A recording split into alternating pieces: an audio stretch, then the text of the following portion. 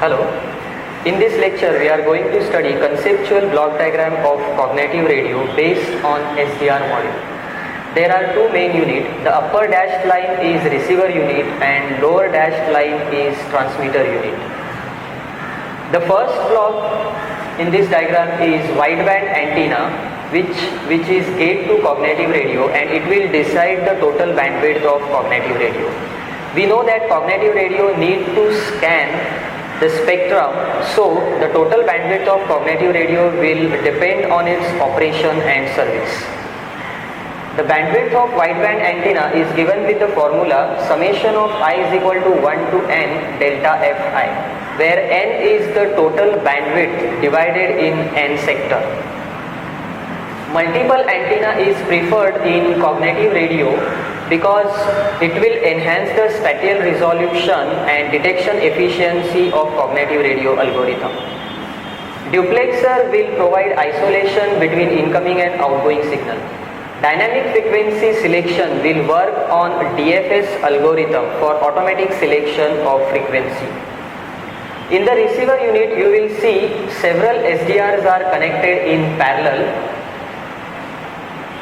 The several SDRs are needed because each SDR will need to process huge amount of data in a particular bandwidth sector. Here we can use one SDR also, but then the requirement is that the SDR must be powerful to finish all the data processing in very short period of time. And unfortunately, with the currently available DSP, it is not possible.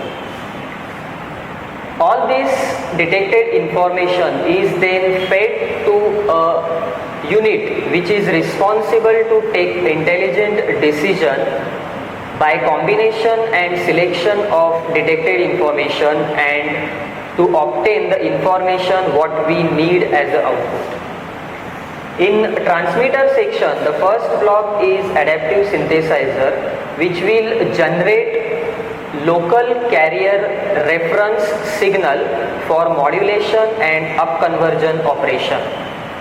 And to do this, transmitter will need information from incumbent profile detection. IPD is the capability of cognitive radio to detect incumbent user, that is user with higher regulatory priority. IPD has two characteristics. First, DFS needs IPD protocol to detect unused spectrum or unused frequency. And the second is IPD eliminates the geoposition technique for detection of location of radio. The transmit power protocol will work on TPC algorithm and it will decide the transmission power of cognitive radio so that it will not interfere the licensed operation. Similar kind of function will be performed with timing gate. It will decide the transmission time of cognitive radio so that transmission will take place only when the spectrum is free. So cognitive radio must have capability to operate on different transmission rate, different multiplexing technique, then different channel coding scheme and transmit power level. Multiple input, multiple output scheme is used in cognitive radio to reduce the interference spatially and increase the throughput via multiplexing. OFDM techniques also can be used in cognitive radio for spatial to improve the spatial detection and detection efficiency of cognitive radio. So all this process is taken care by transmitting unit of cognitive radio. Thank you.